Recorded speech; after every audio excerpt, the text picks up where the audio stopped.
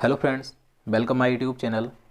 तो दोस्तों, जैसे कि आप सभी जानते हैं, अभी हाल ही में भारत की नई महिला राष्ट्रपति बनी है। तो आज के इस वीडियो में हम उन्हीं के बारे में जानेंगे और राष्ट्रपति से संबंधित जितने भी क्वेश्चन एग्जाम में पूछे जा सकते हैं तो उन सभी को हम आज के इस वीडियो में देखेंगे। तो इसलिए वीडियो आपके लिए महत्वपूर्ण होने वाला है। आप वीडियो पूरे एंड तक देखते रहिए। तो चलिए आज का वीडियो शुरू करते हैं। तो यहाँ पर पहला प्रश्न है, भारत की 15वीं नई राष्ट्रपति कौन बनी है? तो देखिए, भारत की नई महिला राष्ट्रपति बनी है जिनका नाम है द्रौपदी मुर्मू। तो इसका आंसर ये हो जाएगा। देखिए, कौन से नंबर की राष्ट्रपति बनी है? तो ये 15वें नंबर की भारत की राष्ट्रपति बनी है। देखिए, द्रौपदी मुर्मू ये बीजेपी वाले एनडीए गठबंधन की उम्मीदवार थीं। इन्होंने किसे हराया है विपक्ष में? तो इन्होंने विपक्ष में यशवंत सिन्हा को हराया है। देखिए, इसके अलावा बता दूं, जो राष्ट्रपति चुनाव हुए हैं 2022 में, तो 18 जुलाई को मतदान हुआ था, 21 जुलाई को मतगणना हुई और अब द्रौपदी मुर्मू 25 जुलाई को शपथ ग्रहण करेंगी। और देखिए, ये बात करें कि ये किसका स्थान लेंगे, यानी कि इनसे पहले राष्ट्रपति कौन थे? तो भारत के 14वें नंबर के राष्ट्रपति रामनाथ कोविंद जी थे, जिनका कार्यकाल 25 जुलाई 2017 से शुरू हुआ था और ये 24 जुलाई 2022 तक रहेंगे।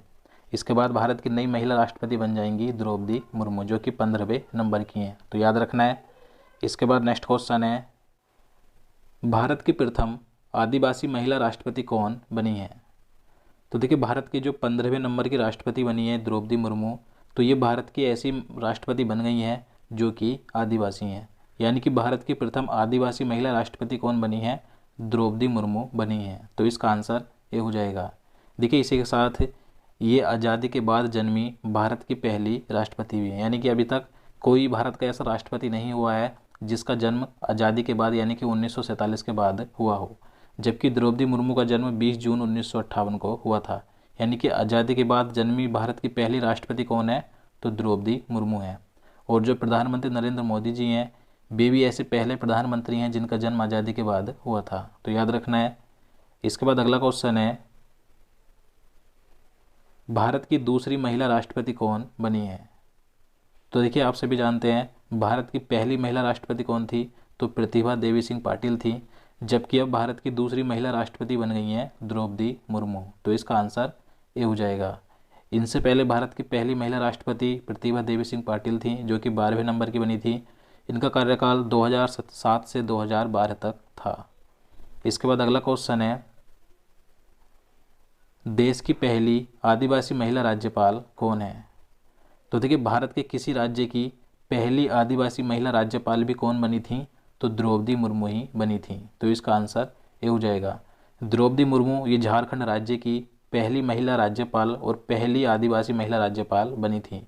इनका कार्यकाल 2015 से 2021 तक का था और ये झारखंड की 9वीं राज्यपाल बनी थी। अब देखिए, इनके बारे में और महत्वपूर्ण पॉइंट्स बता दूं। द्रौपदी मुर्मू 1997 में रायरंगपुर से नगर पंचायत की पार्षद बनी थी और सन 2000 से 2009 तक ये 2 बार रायरंगपुर से विधायक भी बनी थी। इसी के साथ देखिए, सन 2000 में ही ओडिशा सरकार ने परिवहन वाणिज्य मंत्री भी बनी थी और 2013 में द्रौपदी मुर्मू बीजेपी एसटी मोर्चा की राष्ट्रीय कार्यकारिणी सदस्य भी बनी थी और 2015 में ये झारखंड राज्य की 9वीं राज्यपाल बनी थी। तो ये सभी पॉइंट याद रखने इनके बारे में महत्वपूर्ण है। इसके बाद आगे बात करें, क्वेश्चन नंबर 5 है, राष्ट्रपति द्रौपदी मुर्मू का जन्म कब हुआ था? तो देखिए, द्रौपदी मुर्मू का जन्म हुआ था 20 जून 1958 को। तो इसका आंसर बी हो जाएगा। देखिए, इनका जन्म 20 जून 1958 को ओडिशा राज्य के मयूरभंज जिले के बेदापोसी गांव में एक संथाल आदिवासी परिवार में हुआ था। देखिए, इनकी जाति की बात करें तो ये संथाल आदिवासी समुदाय से हैं और जो संथाल आदिवासी समुदाय है इसे भारतीय संविधान में अनुसूचित जनजाति में रखा गया है।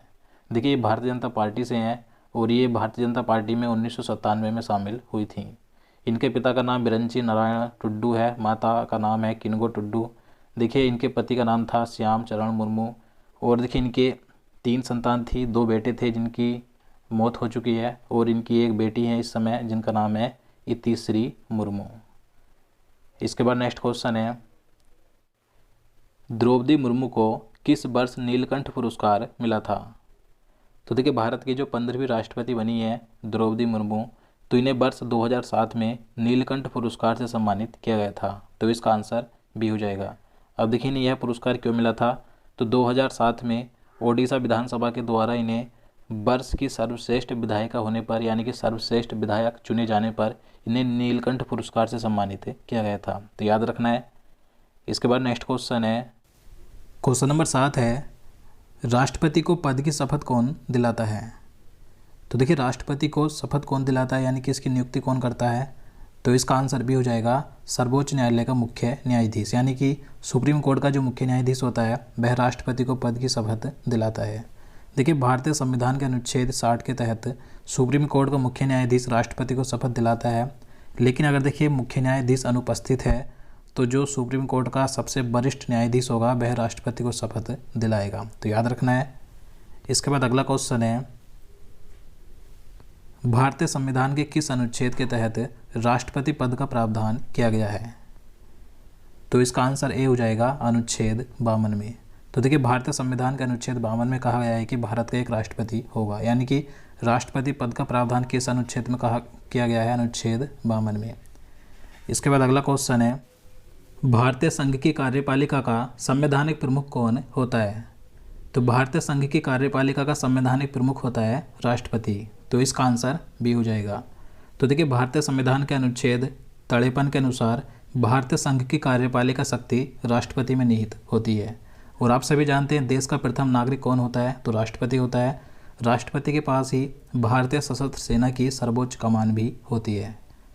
इसके बाद क्वेश्चन नंबर 10 है, संविधान का कौन सा अनुच्छेद राष्ट्रपति के निर्वाचन मंडल से संबंधित है। तो इसका आंसर ऑप्शन सी हो जाएगा अनुच्छेद 54। तो देखिए भारतीय संविधान का जो अनुच्छेद 54 है यह राष्ट्रपति के निर्वाचन मंडल से संबंधित है, यानी कि राष्ट्रपति का निर्वाचन किस प्रकार से होता है, इसके निर्वाचन में कौन कौन भाग लेते हैं, यानी कौन कौन मतदान करते हैं। तो देखिए इसमें संसद के दोनों सदनों के निर्वाचित सदस्य और राज्यों की विधानसभाओं के निर्वाचित सदस्य भाग लेते हैं, यानी कि जो संसद के दोनों सदन होते हैं, लोकसभा और राज्यसभा, उसके जो निर्वाचित सदस्य होते हैं यानी कि जो सांसद होते हैं तो वे राष्ट्रपति के निर्वाचन में भाग लेते हैं। इसी के साथ जो राज्यों की विधानसभाओं के निर्वाचित सदस्य होते हैं यानी कि जो विधायक होते हैं तो वे भी राष्ट्रपति के निर्वाचन में मतदान यानी कि निर्वाचन करते हैं। देखिए इसी के साथ जो दिल्ली और पुदुचेरी केंद्र शासित प्रदेश है यहाँ पर भी विधानसभा है, तो इनकी विधानसभा के निर्वाचित सदस्य भी राष्ट्रपति के निर्वाचन में भाग लेते हैं। तो याद रखना है।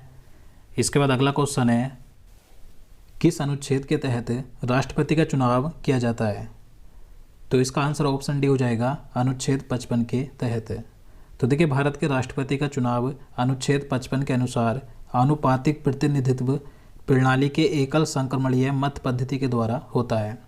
देखिए राष्ट्रपति के चुनाव में ये जो पद्धति अपनाई जाती है तो इसमें क्या होता है, तो इसमें जो मतदाता होता है वह उम्मीदवारों को अपनी प्राथमिकता के आधार पर वोट देता है। यानी कि मान लीजिए यहाँ पर 3 कैंडिडेट यानी कि 3 उम्मीदवार हैं, ए, बी और सी, और यहाँ पर ये उम्मीदवार है तो वह अपनी प्राथमिकता के आधार पर इन्हें पसंद करेगा। यानी कि वह चाहता है कि मेरी पहली पसंद बी है, फिर दूसरे नंबर पर उसकी पसंद सी है, फिर तीसरे नंबर पर ए है। तो इस प्रकार से वह अपनी प्राथमिकता के आधार पर, अपनी पसंद के आधार पर राष्ट्रपति के चुनाव में वोट करता है। इसके बाद अगला क्वेश्चन है, राष्ट्रपति बनने के लिए न्यूनतम उम्र कितनी होनी चाहिए। तो देखिए भारत का राष्ट्रपति बनने के लिए न्यूनतम आयु 35 वर्ष होनी चाहिए। तो इसका आंसर डी हो जाएगा। देखिए भारत का राष्ट्रपति बनने के लिए योग्यता की बात करें, क्या क्या योग्यता होनी चाहिए।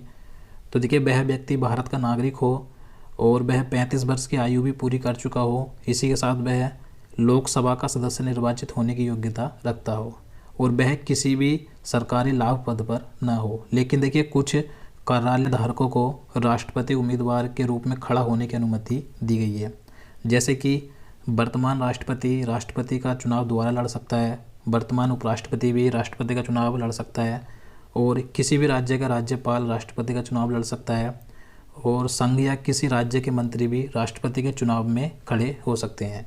और देखिए राष्ट्रपति पद के लिए उम्मीदवार का नाम कम से कम 50 मतदाताओं के द्वारा प्रस्तावित और 50 मतदाताओं के द्वारा अनुमोदित होना चाहिए। और देखिए इसी के साथ बता दूं, राष्ट्रपति पद के लिए जमानत राशि 15,000 रुपये है तथा कुल वैध मतों का 1/6 भाग मत नहीं मिलने पर यह राशि जब्त हो जाती है। यानी कि अगर कोई व्यक्ति राष्ट्रपति पद के लिए उम्मीदवारी करता है, यानी कि राष्ट्रपति पद पर खड़ा होता है, तो उसे जमानत राशि 15,000 रुपये देनी होती है।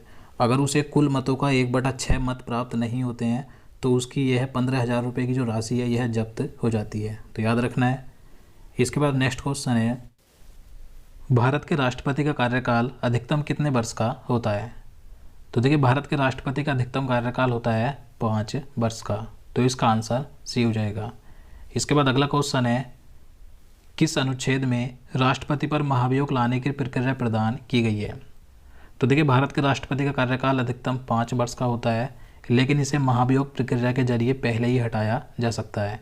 तो ये जो राष्ट्रपति पर महाभियोग लगाने की प्रक्रिया है, तो इसे किस अनुच्छेद में रखा गया है? तो अनुच्छेद 61 में। तो इसका आंसर भी हो जाएगा। अनुच्छेद 61 के तहत राष्ट्रपति पर महाभियोग लगाया जा सकता है। इसके बाद अगला क्वेश्चन है, भारत के राष्ट्रपति को वर्तमान में प्रति माह कितना वेतन मिलता है? तो देखिए, भारत के राष्ट्रपति को वर्तमान में प्रति महीने 5 लाख रुपए वेतन मिलता है। तो इसका आंसर डी हो जाएगा। और देखिए, इन 5 लाख रुपए पर कोई भी टैक्स नहीं लगता। इसके अलावा राष्ट्रपति को कई भत्ते भी मिलते हैं। और देखिए, रिटायरमेंट होने के बाद भी राष्ट्रपति को पेंशन के रूप में 1.5 लाख रुपए प्रति महीने मिलते हैं। तो याद रखना है। इसके बाद अगला क्वेश्चन है, राष्ट्रपति एंग्लो इंडियन समुदाय के कितने व्यक्ति को लोकसभा में मनोनीत कर सकता था? तो इसका आंसर भी हो जाएगा 2। तो देखिए, पहले क्या था, राष्ट्रपति लोकसभा में एंग्लो इंडियन समुदाय के 2 व्यक्तियों को मनोनीत कर सकते थे, लेकिन अभी इस व्यवस्था को समाप्त कर दिया गया है। भारतीय संविधान में जो 104वां संविधान संशोधन किया गया था, यानी कि जो 126वां बिल था, तो इसके तहत इसे समाप्त कर दिया गया है। यानी कि राष्ट्रपति अब लोकसभा में 2 एंग्लो इंडियन समुदाय के व्यक्तियों को मनोनीत नहीं कर सकते, लेकिन राज्यसभा में अब भी राष्ट्रपति 12 सदस्यों को मनोनीत कर सकते हैं, जबकि लोकसभा में नहीं कर सकते। तो याद रखना है। इसके बाद अगला क्वेश्चन है, किस अनुच्छेद में राष्ट्रपति को क्षमादान की शक्तियाँ दी गई हैं? तो देखिए, भारत के राष्ट्रपति को क्षमादान की शक्तियाँ अनुच्छेद 72 में दी गई हैं। तो इसका आंसर भी हो जाएगा। यानी कि देखिए, देश का कोई भी व्यक्ति अगर दोषी करार पाया गया है, चाहे वह उसे उम्र कैद की सज़ा हो या फांसी की सज़ा हो, तो राष्ट्रपति उसे माफ़ कर सकता है। तो अनुच्छेद 72 में राष्ट्रपति को क्षमादान की शक्तियाँ दी गई हैं। इसके बाद अगला क्वेश्चन है, भारतीय संसद के प्रत्येक सदन को बुलाने और स्थगित करने का अधिकार किसे है? तो इसका आंसर डी हो जाएगा, राष्ट्रपति को। तो देखिए, भारतीय संविधान के अनुच्छेद 85 के 1 के तहत भारतीय संसद के प्रत्येक सदन को, यानी कि लोकसभा हो चाहे राज्यसभा हो, तो इसे आहूत करने यानी कि बुलाने और स्थगित करने का अधिकार किसे है? तो राष्ट्रपति को है। देखिए, इसके अतिरिक्त जो संसद के दोनों सदनों की संयुक्त अधिवेशन होता है, संयुक्त बैठक होती है, जो कि अनुच्छेद 108 के तहत होती है, तो इसको किसके द्वारा बुलाया जाता है? तो राष्ट्रपति के द्वारा बुलाया जाता है। तो याद रखना है। इसके बाद अगला क्वेश्चन है, क्वेश्चन नंबर 19 है, भारत की प्रथम महिला राष्ट्रपति कौन थी? तो देखिए, आप सभी जानते हैं भारत की प्रथम महिला राष्ट्रपति थी प्रतिभा देवी सिंह पाटिल। तो इसका आंसर सी हो जाएगा। देखिए, इनका कार्यकाल 25 जुलाई 2007 से 25 जुलाई 2012 तक था। इसके बाद अगला क्वेश्चन है, भारत के प्रथम राष्ट्रपति कौन थे? तो देखिए, भारत के प्रथम राष्ट्रपति थे डॉक्टर राजेंद्र प्रसाद। तो इसका आंसर डी हो जाएगा। ये लगातार 2 बार भारत के राष्ट्रपति बने थे। इनका कार्यकाल 26 जनवरी 1950 से 13 मई 1962 तक था। इसके बाद अगला क्वेश्चन है, भारत के प्रथम मुस्लिम राष्ट्रपति कौन थे? तो देखिए, भारत के प्रथम मुस्लिम राष्ट्रपति थे डॉक्टर जाकिर हुसैन। तो इसका आंसर ए हो जाएगा। इनका कार्यकाल 13 मई 1967 से 3 मई 1969 तक था। इसके बाद अगला क्वेश्चन है, निर्विरोध चुने गए भारत के एकमात्र राष्ट्रपति कौन हैं? तो देखिए, निर्विरोध चुने गए यानी कि बिना इलेक्शन के चुने गए भारत के एकमात्र राष्ट्रपति कौन है अभी तक? तो नीलम संजीव रेड्डी हैं। तो इसका आंसर सी हो जाएगा। देखिए, नीलम संजीव रेड्डी का कार्यकाल 25 जुलाई 1977 से 25 जुलाई 1982 तक था। तो दोस्तों, ये थे भारत के राष्ट्रपति से संबंधित सभी महत्वपूर्ण प्रश्न जो मैंने आपको कराए। अब चलिए आज का प्रश्न देख लेते हैं, जिसका आंसर आपको नीचे कमेंट बॉक्स में बताना है। तो आज का प्रश्न है, पुस्तक अटल बिहारी वाजपेयी किसने लिखी है?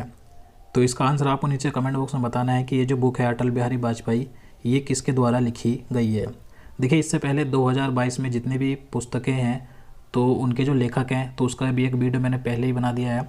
अगर आप उसे देखना चाहते हैं तो इस वीडियो के लास्ट में आपको प्लेलिस्ट मिल जाएगी, आपको वहाँ पर 2022 के सभी महत्वपूर्ण टॉपिक के वीडियो मिल जाएंगे, आप वहाँ से जाकर देख सकते हैं। तो दोस्तों, आज के लिए इतना ही। उम्मीद करता हूँ आपको वीडियो पसंद होगा। अगर आपको वीडियो अच्छा लगा हो, आपके लिए हेल्पफुल हो, तो प्लीज़ वीडियो को लाइक और शेयर करना, साथ ही चैनल को भी सब्सक्राइब कर लेना। तो चलिए मिलते हैं नेक्स्ट वीडियो में। जय हिंद, जय भारत।